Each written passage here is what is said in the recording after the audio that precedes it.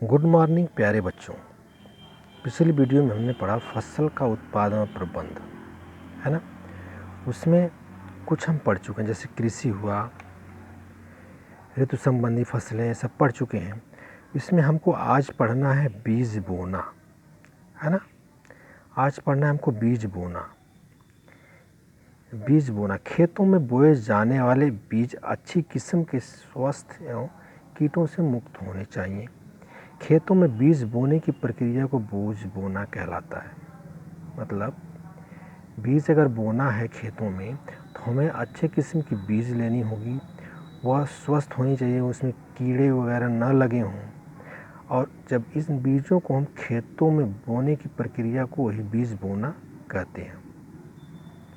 यह फसल उत्पादन की सबसे महत्वपूर्ण प्रक्रिया है। यह फसल उत्पादन की सबसे महत्वपूर्ण प्रक्रिया है। बीज बोने की क्रिया दो प्रकार से की जाती है। पहला है आपका छिड़काव विधि और दूसरा है प्रत्यारोपण विधि, है ना। पहला छिड़काव के द्वारा बोना, दूसरा प्रत्यारोपण के द्वारा बोना, है ना। अब पहला हम पढ़ेंगे छिड़काव द्वारा बोना। छिड़काव द्वारा कैसे बीज को बोया जाता है। बीजों को हाथ से या ड्रिल की सहायता से बोना छिड़काव विधि बोना कहलाता है। जैसे हम बीजों को हाथों में लेकर छिड़कते हैं, उसके बाद जुताई करवाते हैं, तो भी छिड़काव विधि कहलाती है। उसके बाद ड्रिल की सहायता से छिड़काव विधि का प्रयोग किया जाता है। जैसा कि पहले ही बताया जा चुका है कि बीज बोने वाली ड्रिल धातु की एक नली होती है, जिसमें बीज को डाल दिया जाता है और ड्रिल में कई छिद्र होते हैं, जिससे वह हल से जोड़ दिया जाता है और उसके ऊपरी भाग को बीजों में डाल दिया जाता है। और यह धीरे धीरे करके जब खेत जुताई होती है तो वह बीज उसमें गिरता जाता है और वह खेतों में मिल जाता है, जिससे बीज बो जाता है। बात समझ में आई छिड़काव विधि। अब आपका आ गया है प्रत्यारोपण। देखो प्रत्यारोपण विधि कैसे होती है। जैसे धान, बैगन, टमाटर और बंद गोभी जैसे कुछ फसलों के बीज पहले नर्सरी में बोए जाते हैं। ऐसे कुछ फसलें हैं जिनको हम नर्सरी बनाते हैं। उसके बाद जब इनमें नन्हे नन्हे पौधे तैयार हो जाते हैं, नन्हे नन्हे पौधे आ जाते हैं, उसके बाद फिर हम जब पौधे थोड़ा सा स्वस्थ हो जाते हैं और विकसित हो जाते हैं, तो इन नन्हे पौधों को हम निकाल कर किसी खेत में रोप दिया जाता है या उसको स्थानांतरित कर दिया जाता है। इसी प्रक्रिया को हम प्रत्यारोपण कहते हैं। प्रत्यारोपण प्रक्रिया का लाभ यह है कि खेतों में केवल चुनिंदा पौधे ही उगाए जाते हैं। इसका यह लाभ है सिर्फ, जैसे कि खेतों में केवल चुनिंदा पौधे ही उगाए जाते हैं प्रत्यारोपण से, और उस तरह तो अनेकों पौधे उसमें आ जाते हैं। ठीक है। अब है आपका हेडिंग, बीजों के छिड़काव और रोपने के दौरान सावधानियाँ। बीजों के छिड़काव और रोपने के दौरान अनेक सावधानियाँ बरतनी होती हैं।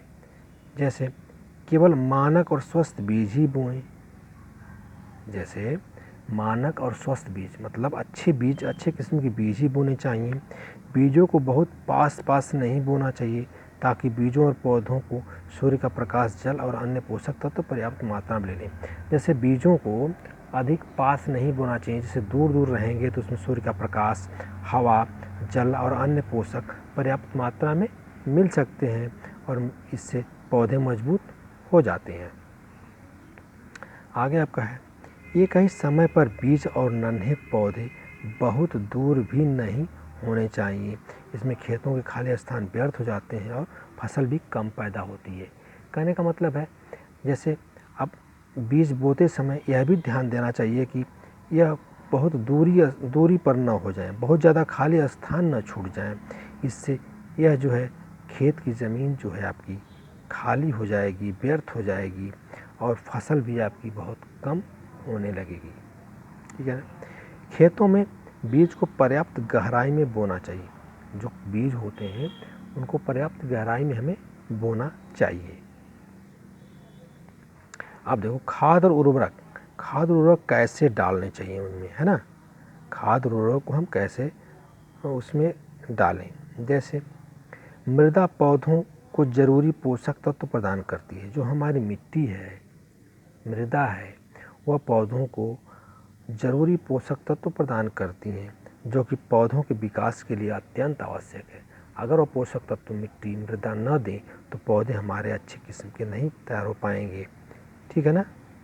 इन्हें दो समूहों में रखा जाता है। जैसे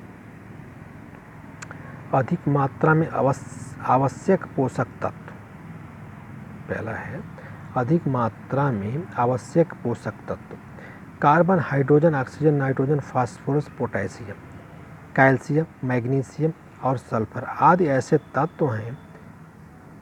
ऐसे पोषक तत्वों की आवश्यकता पौधों को अधिक मात्रा में पड़ती है। जो सारे पोषक तत्व हैं, ऐसे तत्वों की आवश्यकता पौधों को अधिक पड़ती है, अधिक मात्रा में लेनी पड़ती है। जो हाइड्रोजन है, ऑक्सीजन है, नाइट्रोजन है, फास्फोरस है, पोटेशियम है, कैल्शियम है, मैग्नीशियम है आदि। दूसरा आपका ख, अल्प मात्रा में आवश्यक पोषक तत्व। ऐसे तत्वों की आवश्यकता पौधों को अल्प मात्रा में पड़ती है। जैसे लोहा, मैग्नीज, तांबा, बोरान, मोलिब्डेनम, फाइबर, रेसे और क्लोरीन आदि। कुछ ऐसे तत्व भी हैं जो पौधों को अल्प मात्रा में ज़रूरत पड़ती है उनकी। जैसे कुछ हैं, देखो लोहा का हो गया, मैग्नीज हो गया, तांबा हो गया, बोरान हो गया, मोलिब्डेनम, फाइबर, रेसे आदि, है ना। अब देखो, पौधों को कार्बन वायु में उपस्थित कार्बन डाइऑक्साइड, ऑक्सीजन वायु से, जो पौधों में कार्बन होता है वायु से उपस्थित कार्बन डाइऑक्साइड से, ऑक्सीजन वायु से, हाइड्रोजन जल से प्राप्त होता है। शेष पोषक तत्व मृदा से प्राप्त हो जाता है। शेष जो बचता है वह मृदा से प्राप्त हो जाता है। अब उगती फसल को मृदा से पोषक तत्व पर्याप्त मात्रा में नहीं मिल पाते। जो उगती फसल होती है उसको मृदा से पर्याप्त मात्रा में पोषक तत्व नहीं मिल पाते, इसलिए किसान खेतों में उर्वरक और खाद मिलाते हैं। जो बच्चों, जो मृदा होती है हमारी, उससे जो है हमारे पौधों को अच्छी मात्रा में पोषक तत्व नहीं मिल पाते, इसलिए किसान जो होते हैं उर्वरक और खाद का प्रयोग करते हैं। उर्वरक और खाद पोषक तत्वों की कमी पूरी की जा सकती है ना। अब देखो आगे, खाद वे यौगिक पदार्थ हैं जो कि पौधों और जंतुओं के अवशिष्टों से हमें प्राप्त होते हैं। जो खाद है वो ऐसे यौगिक पदार्थ हैं जो जंतुओं के और पौधों के अवशिष्टों से हमें प्राप्त होते हैं। जैसे कि गाय के गोबर से, पौधों के भाग से, सब्जियों और फलों के छिलकों से और इसी प्रकार के अन्य व्यर्थ पदार्थों से मिलते हैं। खाद 3 प्रकार की होती है, नोट करना दिमाग में तुम लोग। खाद 3 प्रकार की होती है। खेतों से प्राप्त खाद, कंपोस्ट खाद, हरी खाद, है ना। खाद का उपयोग मृदा की उर्वरा शक्ति को और जल सोखने की शक्ति को बढ़ाता है। जो खाद का उपयोग होता है ये उर्वरा शक्ति को बढ़ाता है और मृदा को जल सोखने की शक्ति को बढ़ाता है। मृदा को यह सभी पोषक तत्व प्रदान करता है। यह मृदा को पोरस बनाता है। मृदा को यह सभी पोषक तत्व प्रदान करता है। कौन? ये जो खाद है ना, यह मृदा को पोरस भी बनाता है, जिसके कारण गैसों का आवागमन सरल हो जाता है। खेतों से प्राप्त खाद पशुओं के गोबर, मूत्र और खेतों के व्यर्थ पदार्थों के मिश्रण होता है। जो खेतों से प्राप्त खाद पशुओं के गोबर, मूत्र और खेतों के व्यर्थ पदार्थों से मिश्रण होता है। इसे मिलाकर धूप में सुखाया जाता है, फिर इसे खाद के रूप में प्रयोग किया जाता है। इसको धूप में सुखाने के बाद फिर हम इसको खाद के रूप में यूज कर लेते हैं। यह अपशिष्टों से तथा जैविक व्यर्थ पदार्थों से प्राप्त होते हैं। यह जो है अवशिष्टों से तथा जैविक व्यर्थ पदार्थों से प्राप्त हो जाते हैं। हरी खाद जो होती है सभी प्रकार की दाल बीन्स से प्राप्त होता है। जो हरी खाद होती है सभी प्रकार की दाल और बीन्स से प्राप्त होती हैं।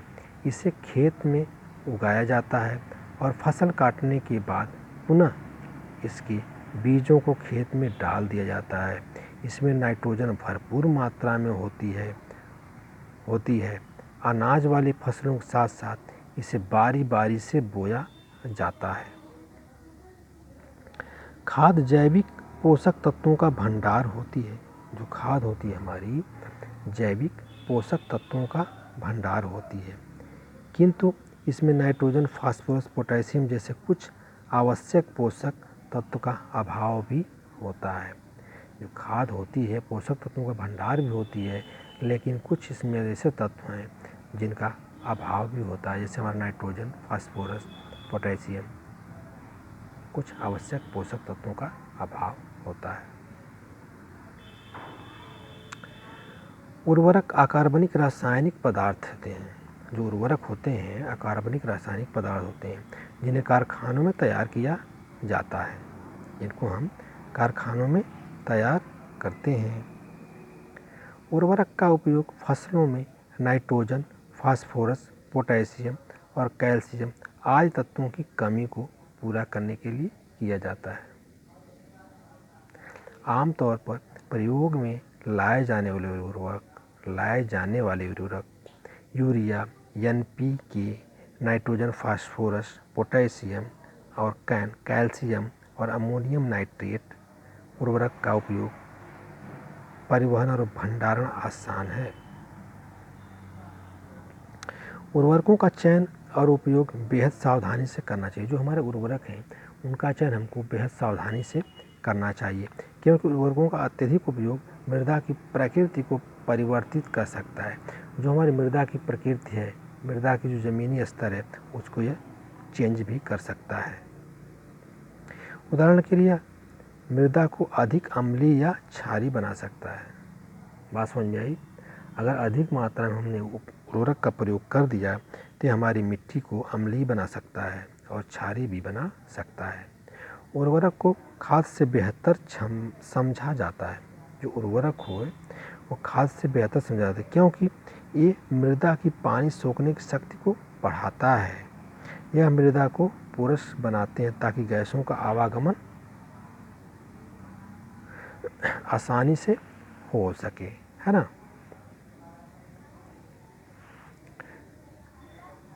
अब इसमें है आपका ग। ये किसानों के मित्र समझे जाने वाले सूक्ष्म जीवों की संख्या में वृद्धि भी करते हैं। ये जो होते हैं किसानों की मित्र समझे जाने वाले सूक्ष्म जीवों की संख्या में वृद्धि करते हैं। घ है, ये मृदा की उपजाऊ शक्ति को बढ़ाते हैं, है ना। बच्चों, आज के दिन इतना ही। फिर अगली वीडियो में हम पढ़ेंगे उर्वरकों के उपयोग से हानि। अब तक उर्वरकों से हमने लाभ पढ़ा, क्या लाभ होते हैं। अब हम पढ़ेंगे इसके आगे उर्वरकों के उपयोग से हानि। ओके, धन्यवाद।